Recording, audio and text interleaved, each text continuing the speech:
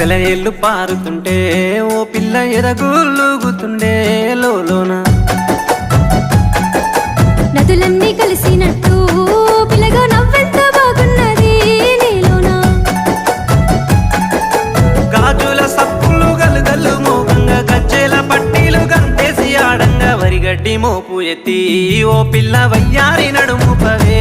ఈ వేళ సిగ్గు